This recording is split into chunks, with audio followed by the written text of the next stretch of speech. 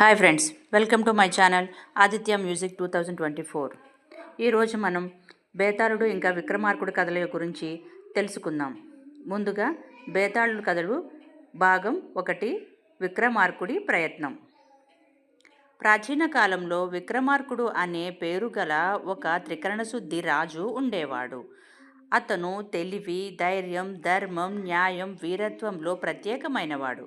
ఒకరోజు అతని వద్దకు ఒక సన్యాసి వచ్చాడు.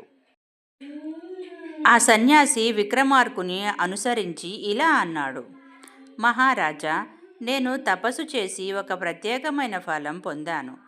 కానీ ఆ ఫలం నా చేత మించిన ధీరుడికి మాత్రమే ఉపయోగపడగలదు. నువ్వు ఆ ధీరుడువని నేనెరుగును. కాబట్టి నీవు నా కోసం ఒక పని చేయాలి. విక్రమార్కుడు: స్వామి, రాజద్రోహానికి కాకపోయి నా రాజ్యం ప్రజలకు మేలు చేసే పని అయితే నేను ఖచ్చితంగా చేస్తాను అని అంటాడు. సన్యాసి: అప్పుడు క్షేమంగా విను. మృత్యువటిలోని శ్మశానానికి వెళ్ళి ఓ గుబురు చెట్టు పైన వేలాడుతున్న ఒక మృతదేహాన్ని తెచ్చివ్వాలి. అది సాధారణ మృతదేహం కాదు. ఆ మృతదేహంలో బేతాళుడు ఉంటుంది. విక్రమార్కుడు వెంటనే అంగీకరించి రాత్రి శ్మశానానికి వెళ్ళాడు. అక్కడ దట్టమైన చీకటి, గాలి వీచిపడుతున్న పచ్చి వృక్షాలు, భయానక నిశ్శబ్దం మధ్య విక్రమార్కుడు చెట్టుపైన వేలాడుతున్న మృతదేహాన్ని చూశాడు. ధైర్యంగా చెట్టుపైకి ఎక్కి మృతదేహాన్ని భుజాన వేసుకున్నాడు. అప్పుడు ఆ మృతదేహంలో బేతాళుడు అంటే భూతం మాట్లాడడం ప్రారంభించాడు. రాజా, నీవు నిజంగా ధైర్యవంతుడివి. కానీ నేను నీకు ఒక ప్రమాణం పెడతాను.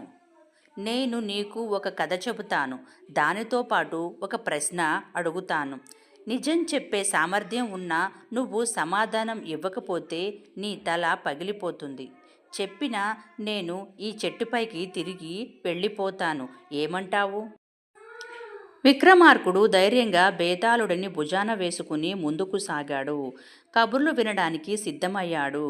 బేతాళుడు మొదటి కథను ప్రారంభించాడు. ఆ కథ ఏమిటో తెలుసుకోవాలంటే మన ఛానల్ని సబ్స్క్రైబ్ చేసుకోండి. మరిన్ని వీడియోల కోసం లైక్ చేయండి, షేర్ చేయండి. Thank you for watching.